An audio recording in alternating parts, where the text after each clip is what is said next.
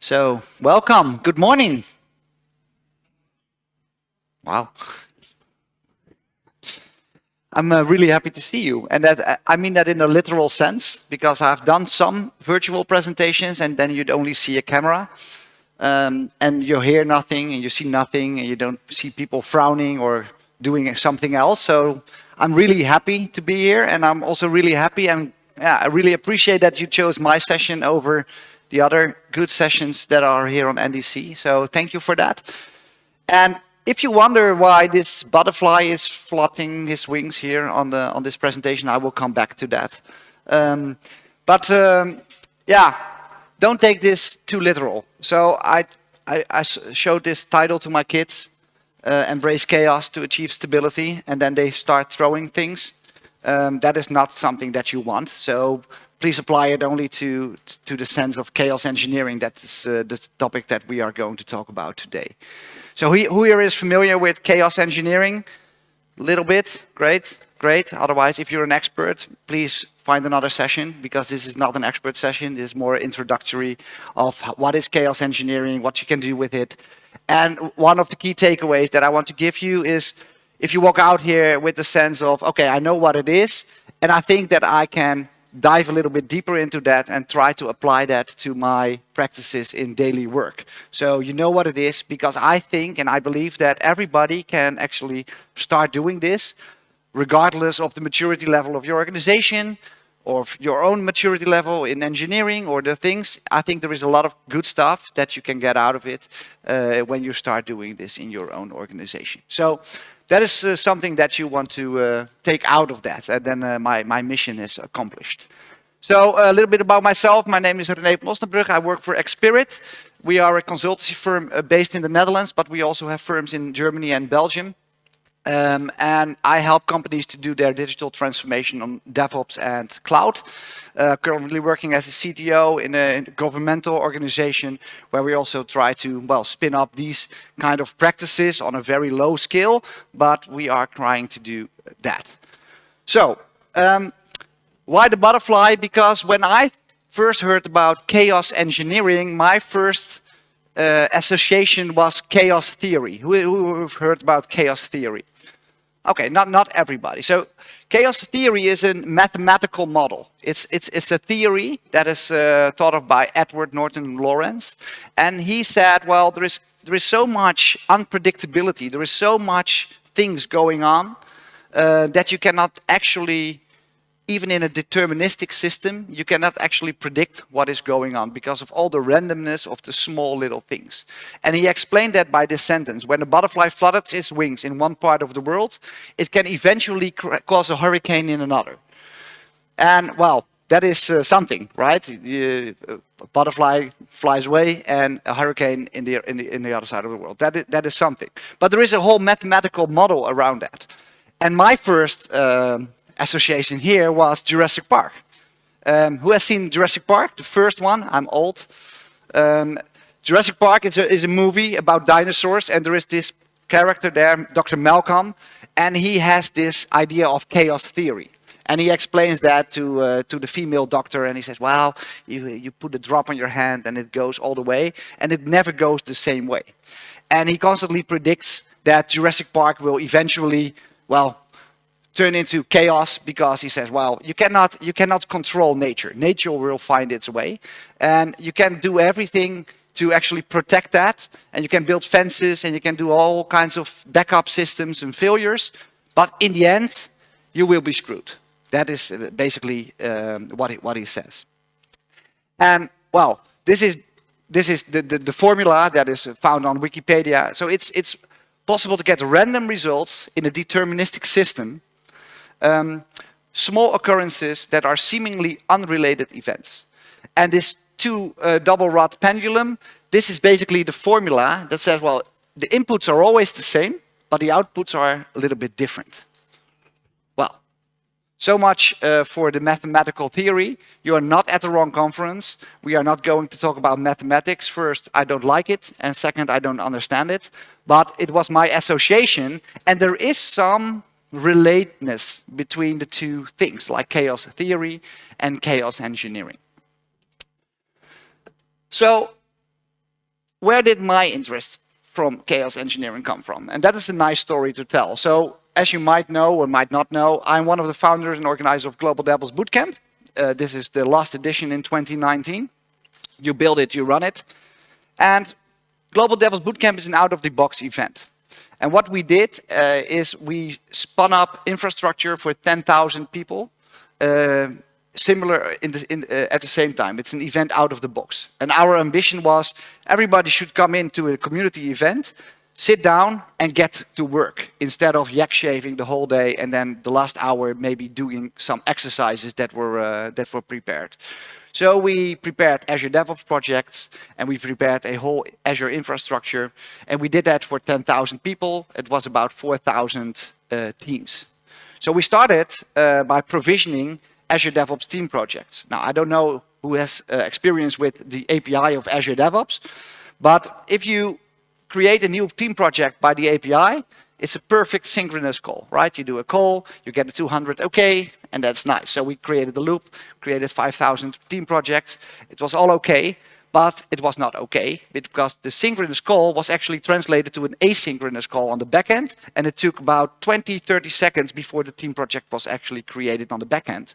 And it could only do 2 in parallel.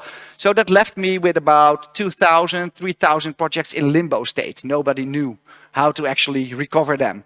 So we called the product team. Luckily for us, we had good relations with the product team and said, can you help us here? Because we have 2,000, 3,000 projects in limbo state and we cannot do anything about that. So they said, yeah, but you created it all in one project.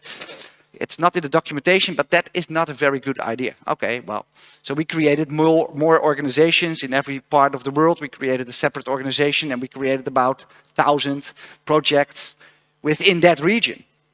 So when we did that, well, and we put in the sleep because, well, wait 10, 15 seconds before we started the new project, and that went fine. And when we've done that, we started creating pipelines and repos. Now, that was all fine. And we started the pipeline to actually provision the Azure infrastructure. So when we did that, we saw, wow, we only have one build agent. That will take a while because it took about 10 minutes to provision the Azure infrastructure. Well, yeah, you can multiply that by the number of projects, so you can calculate a little bit on how long that will take. So we said, can you maybe scale up the build agents for us a little bit? We had a good relation, so they said, no problem at all. We just scale it up to 150 build agents for you. So we did. And we started 150 build agents at the same time running the same pipeline. Totally fine, except not fine because the virtual machines that they were running on, they are not actually there, right? If you start to build, they will actually spin up more virtual machines. They have some in hot and they have some in cold backup, and they will start it up.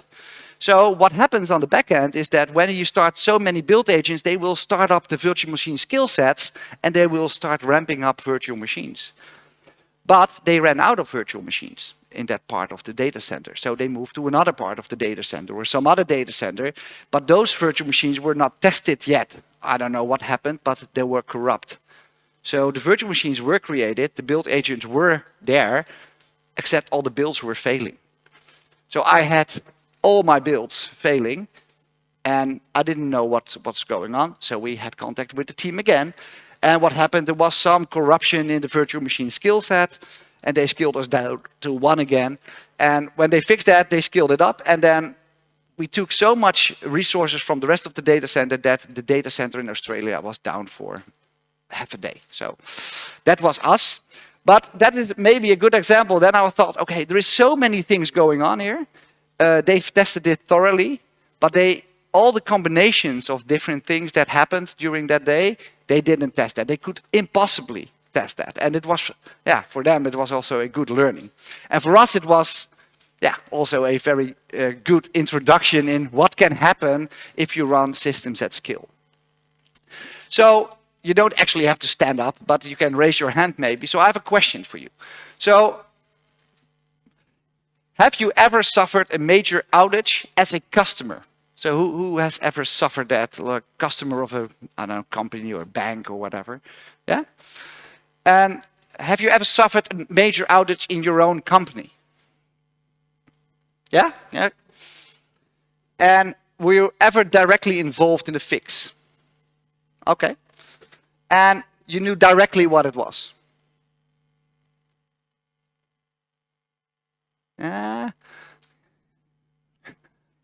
Yeah, they're directly. You can always find out. But okay, well, that is more or less what I expected. Of course, that happens, and that is because I think we create complex applications. It's not the 1970s anymore when we only have one single server, and then even then it was complex. But now we are creating application that consists of many different components. So this is the reference application of Microsoft, of the eShop on Containers web application. You can just download that on GitHub. There are two variants. There is this monolithic thing, and this is the eShop on Containers, the more modern version. And it runs on Docker containers, but look at it. There is so many components here. So a mobile application, sorry for that, a Docker host, a SQL Server database, Redis, service buses, and it all communicates with each other. It all sends messages. They have to connect. And well, what happens if something fails, right? Do you know? Yeah, you know. Oh, that's awesome.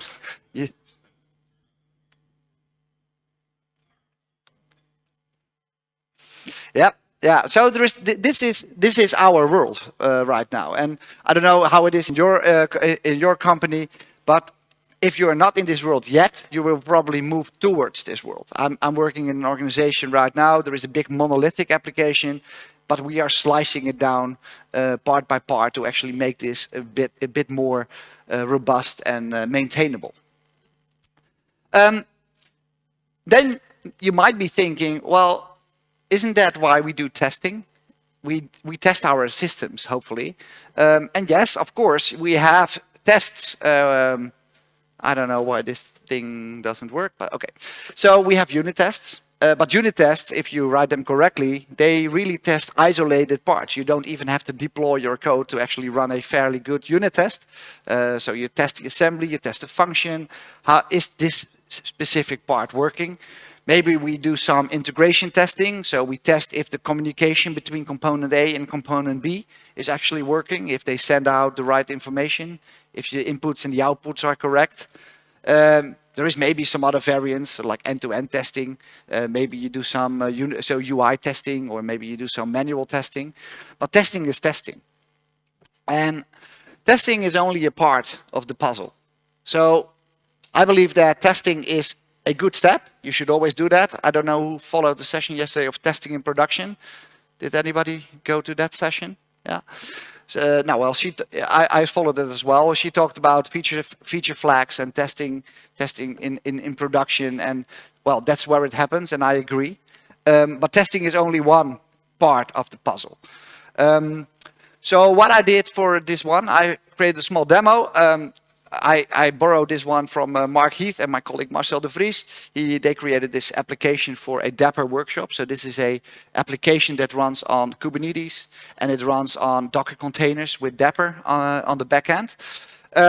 But it's a simplified version of the e-commerce on containers application, because I think that's far too complex if you actually want to just demo some things. So we have a website. We have a catalog service that gets us some data, some concerts that you can visit. You can order tickets for that specific event, and you can put something in the shopping cart. And if it's done, if you have completed your order, it sends out an email to actually confirm your order. So let's go to a demo, and I need a little bit of help here from you. So I have my application here, my Globo ticket application, and maybe you can help me out and just say, when I click this button here, so what do you expect happens? Okay, you're not testers, so you go to the detail page. So let me zoom out a little bit more.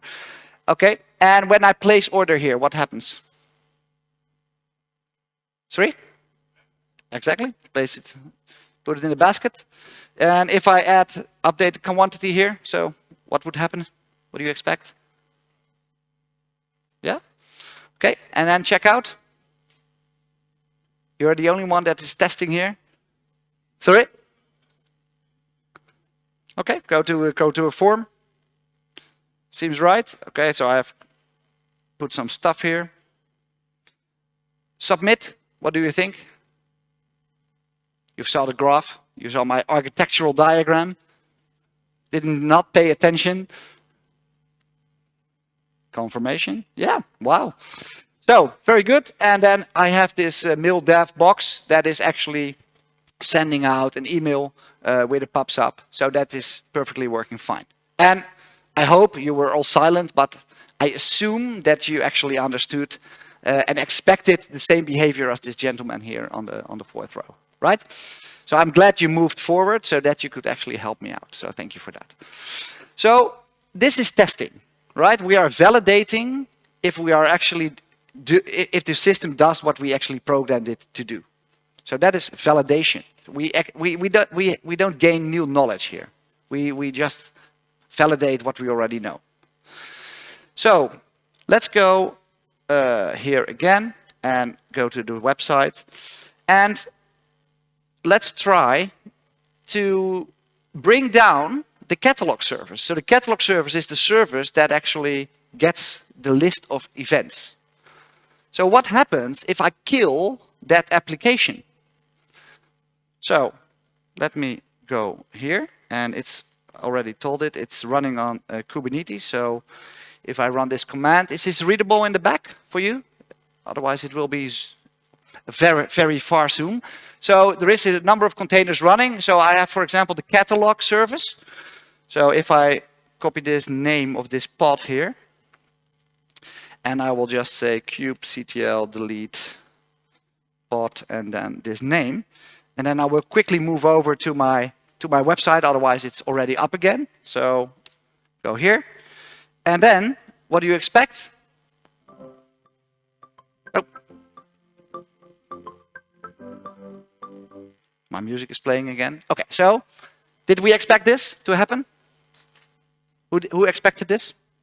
Who did not expect this? Okay, so there is different things, right? It's not validation, it's different things. So and now if I refresh, what do you expect? Yeah? And music, yeah, that is also chaos. Okay, so now it's up again. It's Kubernetes, so it spins up a new container and it brings up the service again. So let's go here, do the same trick as just now. We place an order, we go to the checkout page, we fill in the details. And what happens if I bring down the ordering service? So it sends out something to the ordering service. What do we expect? Sorry? 500? Yeah. Who expects something else?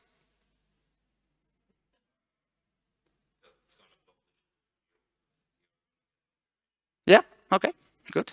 Okay, let's try. And I will do the same thing, but instead of deleting it, this one is very fast, so I will just delete the deployment, but otherwise you cannot actually see what is happening. So I will delete the whole deployment. And we will just submit an order. Yeah, confirmation. Will we receive an email? Yeah? No, we will not. We will not receive an email.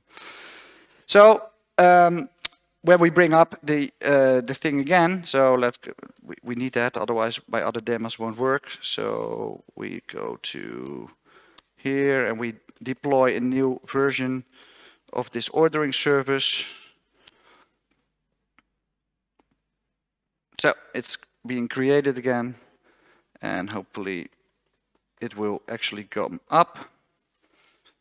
Ordering, yeah, it's running again. And the great part about demos is that they don't work, but usually an email will pop up here in my email box because it picks up the email and it will just go on. So it's different behavior, right? So in testing, we all could more or less assume that the system behaved as we think. But with different things like experimentation, yeah, we gained new knowledge, right? Some people thought this and some people thought that, and we actually are experimenting if that is really the case. So testing is only a part of the puzzle.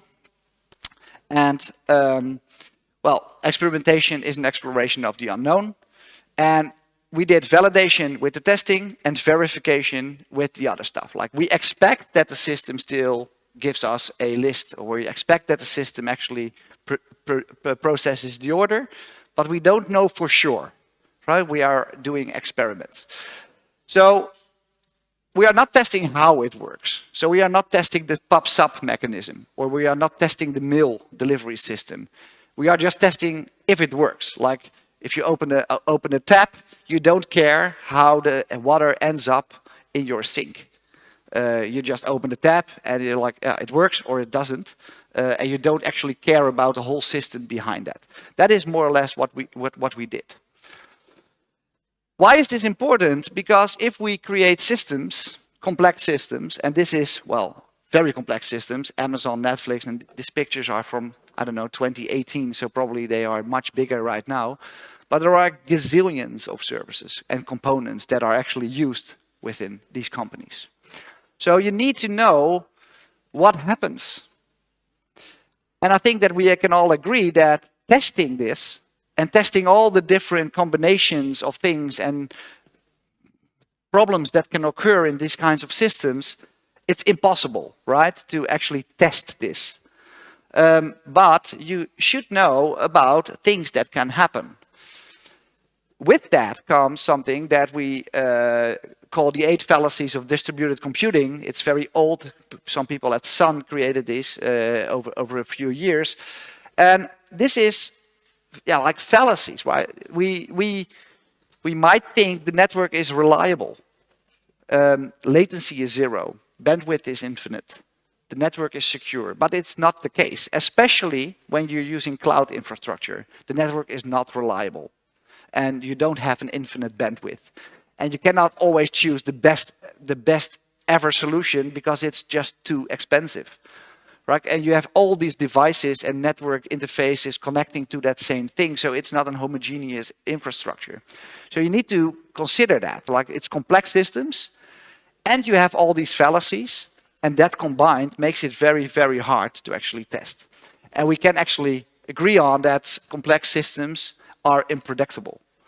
Things can happen. It's going to be the tornado hitting the data center, as it was the case in 2018 in Azure. We have the complex system, and we have these tiny variations in our system, just like the butterfly flutters its wings. Things happen in the network. Things happen in your application. Things happen by users. Things that you cannot predict. And that's why chaos engineering is a thing. And chaos engineering, well, builds on the fact, and I came up with this term myself, it builds on the fact that you need to embrace the chaos. You should accept that it's there, and it will be there, in order to achieve stability, right? So if you look at the definition of chaos engineering that can be found on the Principles of Chaos, which is a true website, it's the discipline of experimenting on a distributed system in order to build confidence in the system's capability to withstand turbulent conditions. So there is 3 important things that I made white here. So experimentation. So we made a case here on the testing versus experimentation. I hope that you understand the difference between those 2 things now. It's also to build confidence. That's also a very important part. Chaos engineering is not about on purpose breaking systems just to see what happens. It's about building confidence by doing experiments on your system to actually build that confidence that your system does what it needs to do. You assume that your system works in a certain way, and you are going to actually verify that it does. So that is building confidence. The more you do that, the more confidence you will have in the system that if something happens, that you can actually recover from that or cannot be bothered by that. And the turbulent conditions, yeah, well, we talked about all these different examples. And there are many, many, many scenarios that you can think of. So for example, the data center goes down. It happened. Sarah is on a holiday. That happens as well. Well, that one person in your company that actually knows everything, and she suddenly is sick or on leave, and now nobody knows the passwords to a production server if you actually need it. You can have spikes in your CPU when you import a new language pack. A supplier revokes a license. Retry storms, so you have created this great retry mechanism in your circuit breaker, and then your system goes down and you have a queue of gazillion transactions that are all done at the same time, and your system crashes again. So those retry storms that you want to avoid. So there is a lot of things that can actually go wrong. And well, for your convenience, I added this slide with just a number of things. This is a random number of things that can go wrong in your infrastructure. Things can break, device failures, CPU spikes, date time bombs in your software stack, exploits that are used, application import, Unicode characters, you name it. There is a lot of things. You can just go through these slides on ease. I have a link at the end to the slides.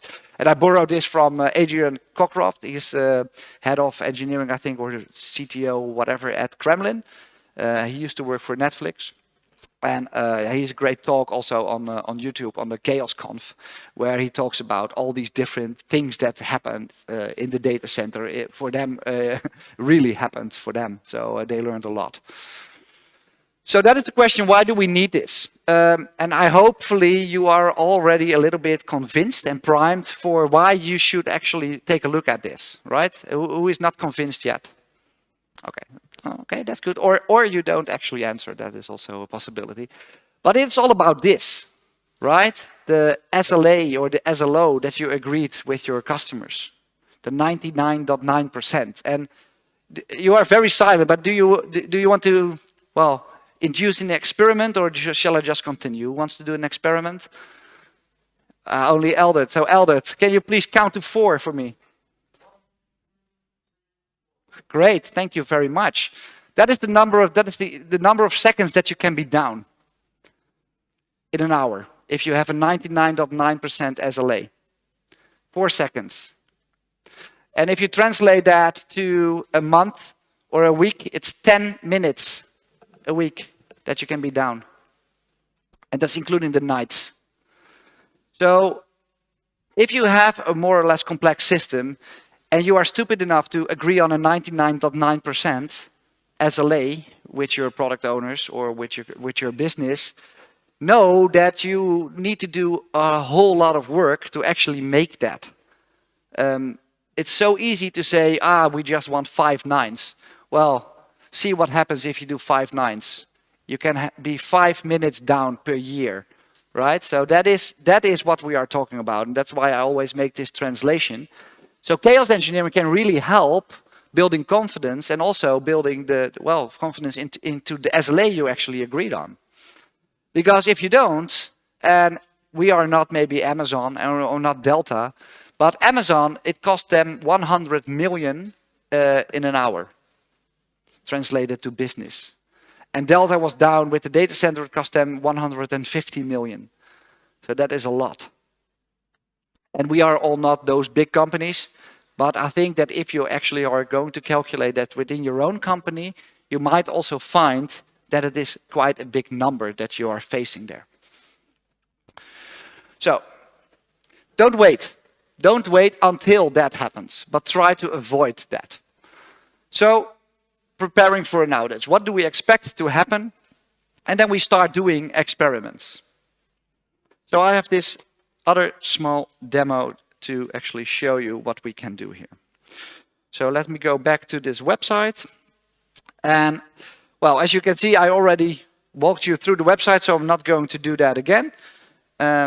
What I did here is on the right side, on the left side, I have this small script, and it's doing just a simple ping of my website.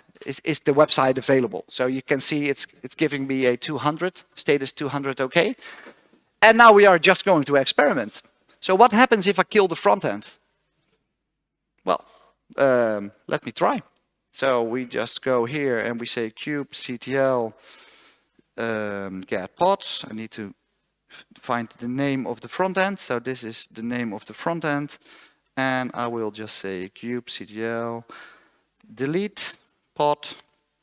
And then the name of the pod. It's now deleted. And what happens to my status? Here in the front end, you don't see anything because, well, the browser just keeps trying a number of times until the website can be actually found. If the timeout is hit, then, yeah, well, you will get a timeout, but usually it's up. But you can see in my invoke web request that it's actually giving a 404. It cannot find the website. So it was down for a few seconds, but it was down.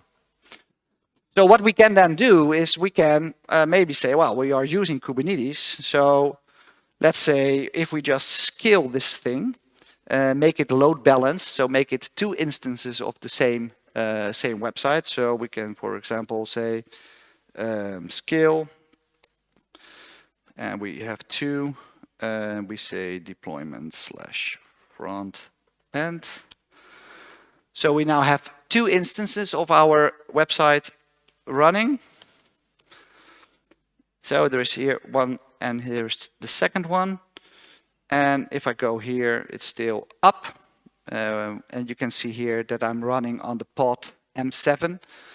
So I can just say, well, this still works. We place an order in the cart, and we can go here. So we have 1 ticket in the cart, so that is all working fine. And if I now take this front-end pod here and do this again, look at the left side because it's running on that thing. You can see that it will not actually have a 404. So that's great, right? So we have done an experiment, we found something, we learned something, and we implemented a fix. And this is a very simple fix, of course, but it seems to work. So we are all doing fine. I'm going back to the website, still works. We see that we run on another different front end here. Great, but there is something else that we see here. Yeah? The tickets is lost, yeah. So looking at the technical metrics is not enough, right? It is fine, it works fine. We have recovered from our technical failure, but our business is impacted. We have lost people that actually added stuff to our carts. So we are building up on that as well. So I need some stuff for my other demos. So I've created a test that is running constantly. It's a playwright test. I'm not going to show you in terms of time, but it's just a UI test. It clicks through the interface. So I've created a number of scenarios that are constantly clicking. So I will get some metrics to show you later on. So I will quickly run my script here, run load. And that is running a playwright script in a headless browser. So underwater, it's just clicking through the website. As I just showed you, it's adding stuff to the cart, and it's generating orders in my backend. Yeah, so you see them already coming in. So the tests are running, and they are just generating all along.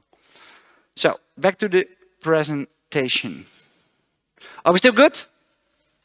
Yeah, not bored yet? Do we need to stand up? Do a dance? No? Okay. So, what I already told you, you need to measure user impact. So technical metrics, of course, you need to do that. You need to know what's going on into your system, but also have that conversation with your business to actually talk about what is important for you.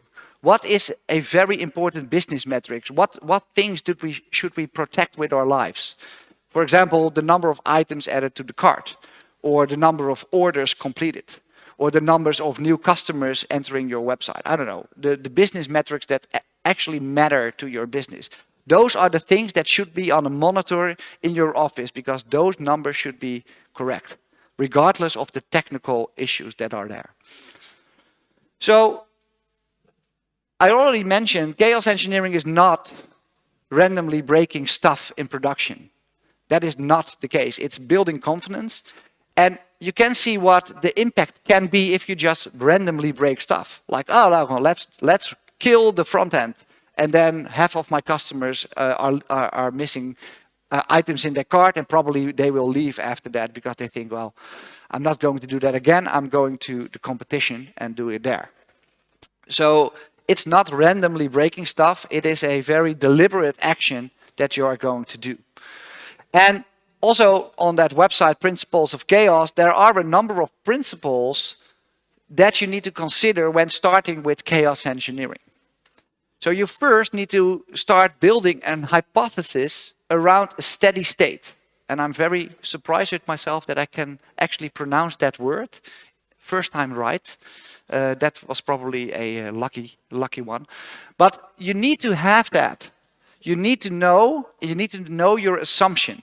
If you say, if I kill my front end, the website will crash.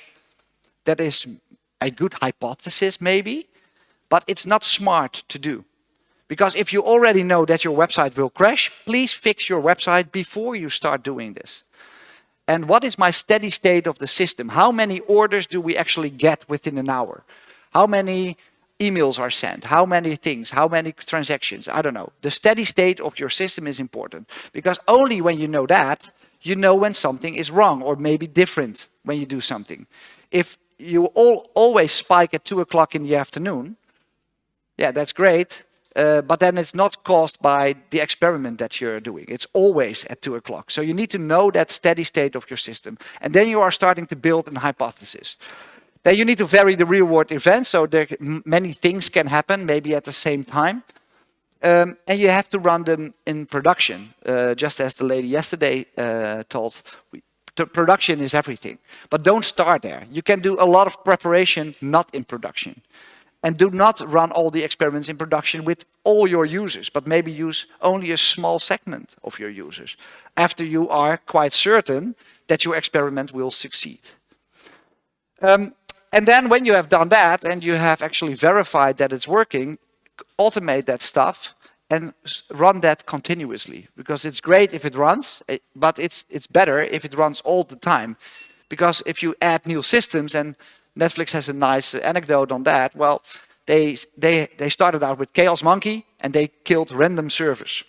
So one team said, oh, well, we are very good, and they write some code and they actually managed to recover from killing servers randomly. But another team, they did not. So by killing their servers, they found new issues. And by killing for another team, they found another new issue. So by constantly running and automating those experiments, you find new stuff along the way.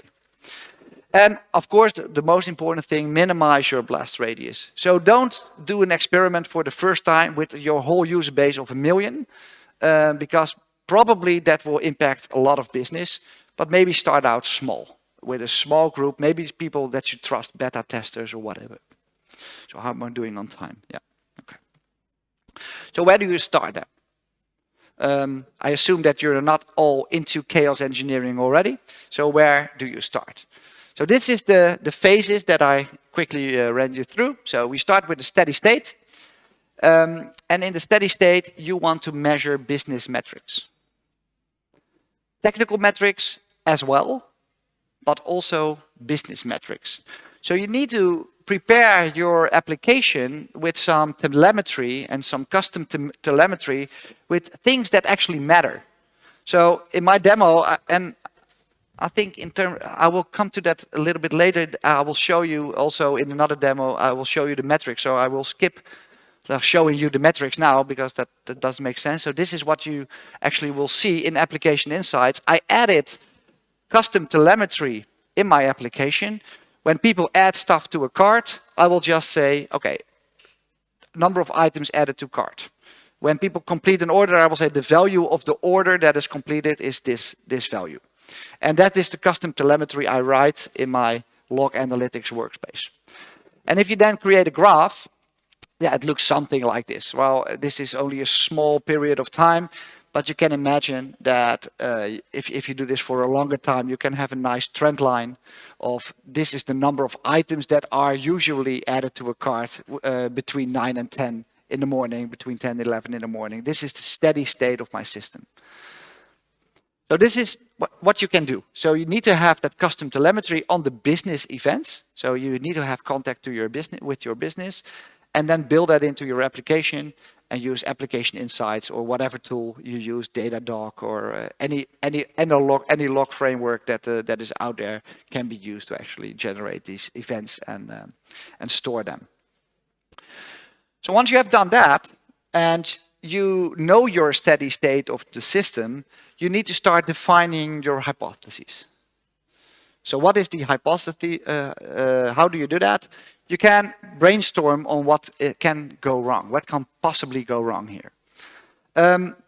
And that is a nice thing. So first, you need to bring everyone that has a certain sense of the system. Technical people, but maybe also non-technical people. So bring your developers, bring your operations SRE people, bring your testers, bring your business people, bring your infrastructure people. There is a lot of people that know and assume different things. So already here, when I asked what will happen, there were multiple answers. Some people said 500, some people said no, it pops up, so it's good. Assumptions, right? It's good to have them because there is multiple people looking with different perspectives to the same system. And believe it or not, people expect different things to happen. The business says, well, when this crashes, it's cached, so I can still see my list of events. But maybe the operations will say, no, we don't have a caching server, so if it crashes, we are screwed. No. So that is a good conversation to have. And then you can talk about, so what can go wrong in our system? What if the database is down? Or what if the servers respond slower? Or a pod dies? Or my caching is not available? Or the latency is high? Or our internet provider is offline? I don't know. Think about the things that go wrong. And then, of course, you cannot do everything. Remember the Netflix, atomic nuclear explosion of the number of things and the number of things that were running. You cannot do everything. So there is also a risk mitigation thing here. So how high is the risk of this happening? And should I actually invest in that? That is always the question, because in the end, it's always cost, right? You have not an unlimited amount of money and time to spend on this stuff. So then, when you have done the brainstorms, you should start defining your hypotheses. So we already did one in my first demo. So customers can still buy products even when the front end crashes. And we saw that it seemed to work, but it didn't, because the card was actually storing it in memory. Well, it's running Dapper, so I could just change the configuration, and then it used a state store somewhere in Redis. And then I overcome that problem. The state is remained, the front end can crash, and people can still continue. So then that one is mitigated. We can also say when we have a 200 millisecond delay in our network, the sales will not decline. I don't know. Is that something that we will see? But then we should start experimenting by adding latency. 200 milliseconds is high. Maybe we should start with a little bit less, but we can experiment with that. Or when we have a peak in our resource usage, the application automatically scales so that users can still place orders. So that is all kinds of hypotheses-based thinking. And then after that, you start designing your experiments around that. So if this is the hypothesis, that is something that we want to prove. Hopefully you already know and you assume that it is working. Because if you already know that it's not working, this is not what would happen, then you have work to do. Because then you have to update your system that it starts behaving as you expect. Right? That is just the testing part. You build what you expect.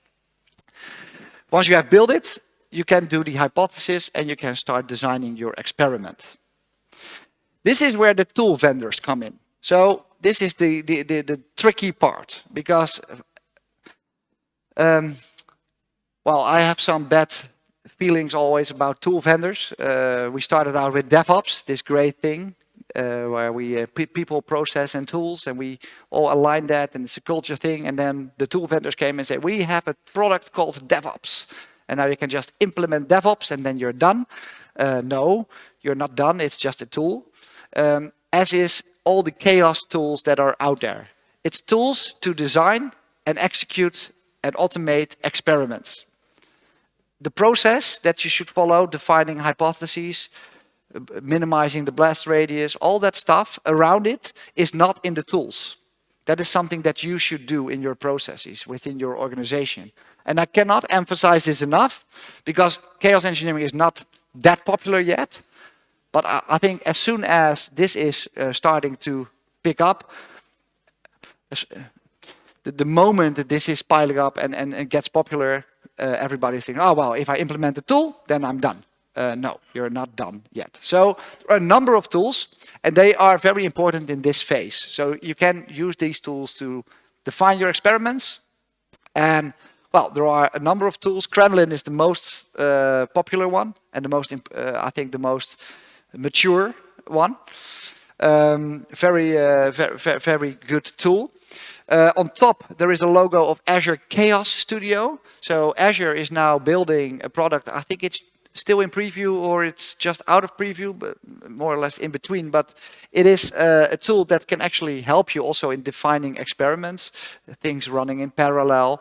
And the great thing about Azure Chaos Studio is that you can also target native resources. So for example, I want to fill over my Cosmos DB, which is a PaaS service. The other tools cannot really influence PaaS services on Azure because it's so, of course, ingrained into the fabric of Azure. You cannot just influence that. And Azure is building stuff like my key vault is not available, or my storage account is now in another geolocation. So they are piling up the PaaS services, and then it starts to become really, really interesting. Because all the other tools, including the one that I will show you in the middle, Chaos Mesh, they target virtual machines or Kubernetes clusters. And that is, of course, logical because it's fairly easy to induce stress on a virtual machine, or to squeeze the network a little bit on a Kubernetes virtual network. That's not so easy to do in a Azure global data center, to like squeeze the network on my application only. That is a little bit harder to do. So all the tool vendors target VMs, Kubernetes for sure, but Azure Chaos Studio will actually build up upon that a little bit more. So let's go into this 200 millisecond delay in our network, and then the sales will not decline, hopefully. That is something that first I did it manually, right? I killed pods just in the command line. It's also chaos engineering. You don't need a tool for that. It's just defining something and you are going to test that. And if it can be done with a script, perfect. Adding 200 millisecond delay in every single network call, that is a little bit harder to do. And this is where the tools come in handy. So let's go into the tool. What I have done is I port forwarded some things on my own cluster in Kubernetes, and the Chaos Mesh dashboard is running in my Kubernetes cluster, but you see localhost because I port forwarded into that specific thing. So this is Chaos Mesh. I also use this one because it's much more user-friendly than Azure Chaos Studio, and especially for demos that is nice. But underwater in Azure Chaos Studio is running Chaos Mesh is running underneath Azure Chaos Studio. So if you target Kubernetes in Azure Chaos Studio, it actually runs on Chaos Mesh. You actually need to run the container, so you can also use this thing directly. So you see a number of things here, and the most important one is experiments, where you can start defining new experiments, and I will do just in a sec. The workflows will actually combine multiple experiments. So in more complex scenarios, you can imagine to say, what if I add latency and my front end is down and my database is not available? If I do that all directly, what will happen then? Because I'm doing simple stuff like adding latency or killing a pod. But if you want to combine that, then the workflows come in handy. And you can also do that in Chaos Studio, where you define multiple if-else branches, and you can make it very, very complex. So if I start a new experiment here, you can say, well, targeting a virtual machine or targeting Kubernetes, and then what am I going to do? So, for example, I'm going to add a network attack because I'm going to induce some latency. So there is a number of things. I can induce packet loss or corrupt packages, but I'm choosing for the delay. So it's a latency thing, and the latency will be 200 milliseconds. And the jitter will be 100 milliseconds. That's the loss of the packages on the line. And there will be a correlation of 100. And then I will submit. And then I'm going to say, what am I going to target here? So I don't know who is familiar with Kubernetes, but Kubernetes runs in namespaces, so you add stuff to a namespace, a big container where you run all the containers that belong to each other. And I can just say, target all my containers in this specific namespace, or target one specific container, so you can play around with that. So in my default namespace, I'm going to target my front-end container, or all my front-end containers. So this is the all or one. So if I have scaled up, now I have scaled up 2. So I can say, do it on all, or do it on 1, or do it on a random one. So you can play around a little bit with that. I will just call it stress, and I will run continuously. So this is what I'm doing.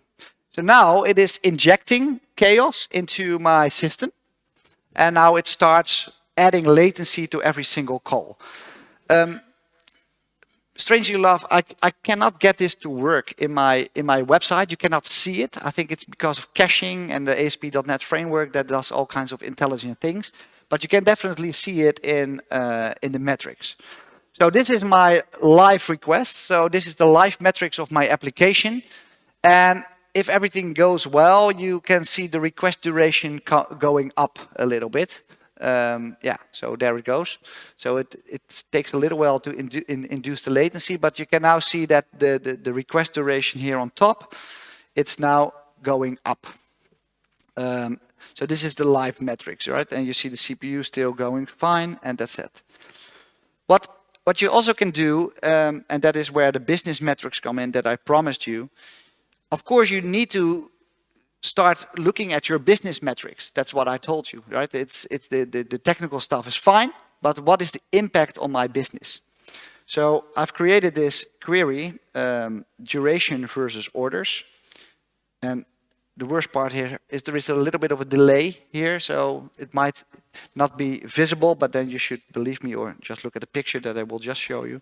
So you can have a query. So what I did here is give me all the requests, take the duration of the requests, and plot another line with the order value, and see if there is a correlation that if the request duration go up, the orders will decline. And I started that load test on the backend, so it's generating slight load, not too much, because otherwise you get blacklisted on Azure. So don't try that at home. Been there, done that. And if Nicole support, can you please unblacklist me, because I've done too many requests. So you can do that, and then you can just run this query. And maybe you see it already a little bit happening. Maybe if I take the time a little bit longer, make it 5 minutes or something. 5 minutes here.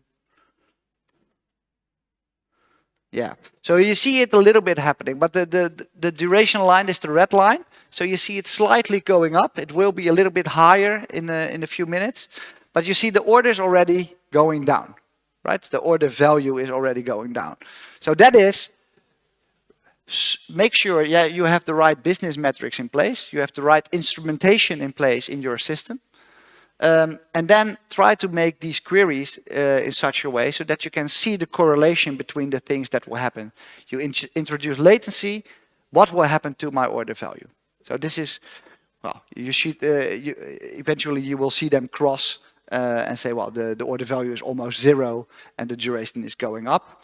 And then you can just stop your experiment again and say, well, we have done that and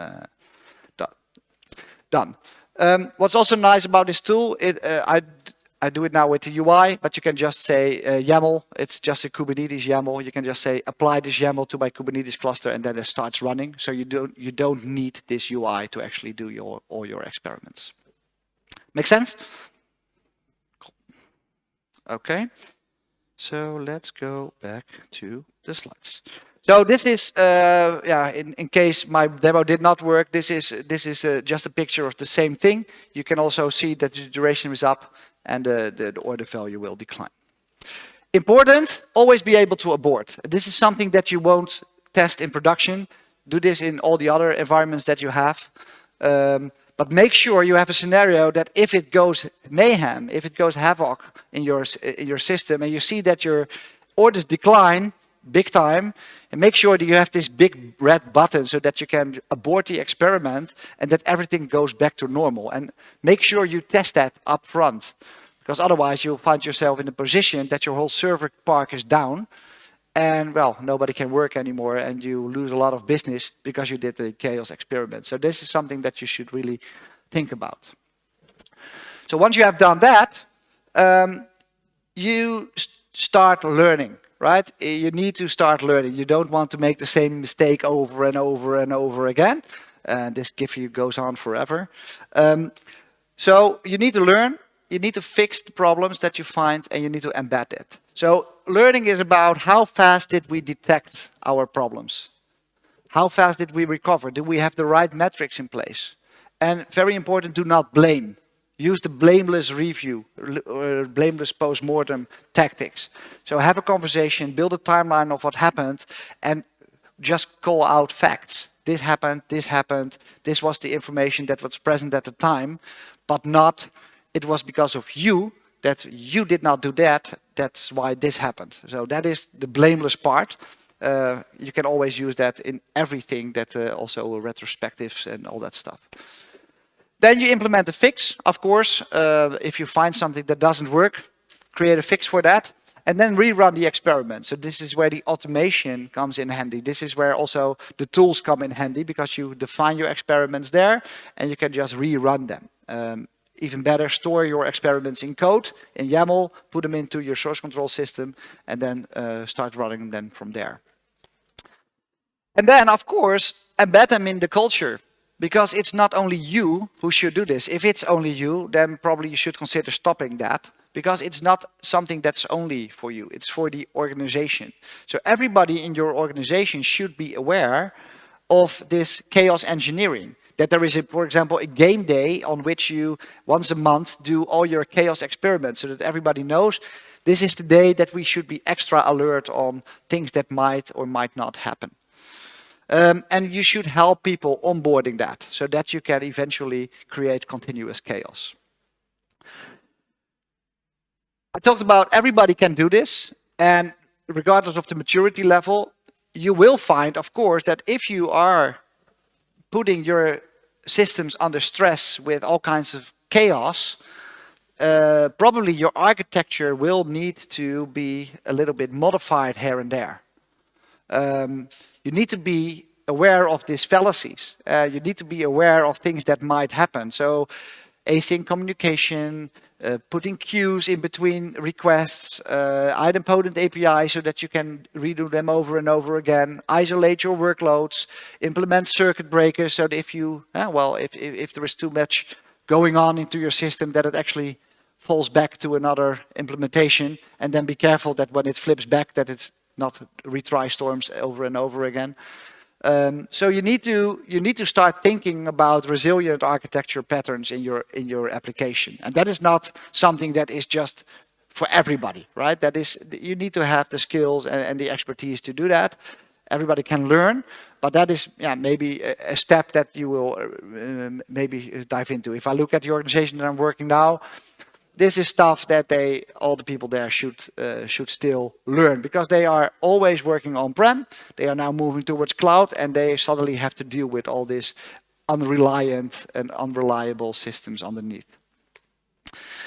And embed this into your organization in a way that it's not this ivory tower team that is doing chaos engineering and just says, I've put your application under stress and under chaos, and now it's not working and it's your fault.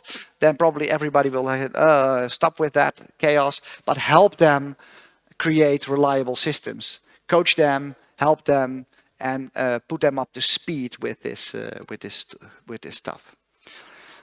And remember that chaos engineering doesn't cause the problems, it just reveals them. They are already there. And only by introducing all these experiments, you will start, opening it up and revealing the problems that are already in your system, but by just thinking about what can possibly go wrong here in my system. So with 1 minute, 15 seconds left, I can do a wrap up. So I hope that you saw that if you are going to cloud and if you are building systems in a modern way, they are becoming complex and thereby unpredictable. You need to consider that. And only testing is not enough. There is more that you can do to your systems. Things that might or might not happen, you should do that. You can start now. I think that you can already start by what happens if I kill this server? And just find out. But start small, right? So don't have that blast radius of all your users, but just maybe try it out in test and in acceptance first and see what happens. Then, of course, the flow, the steady state, the hypothesis, the experimentation, and the learning. And then move towards a real chaos engineering practice or a chaos engineering profession. It is, when you go further, it is a real tough job to actually think about experiments and think about how you actually can build a system that can deal with all those experiments. And then start building it and embed it into your culture. So with that, it's chaos theory all over again, unpredictability. And I invite you to download my slides. If everything went well, they are now published to my blog. My name is René, I work for Expirit.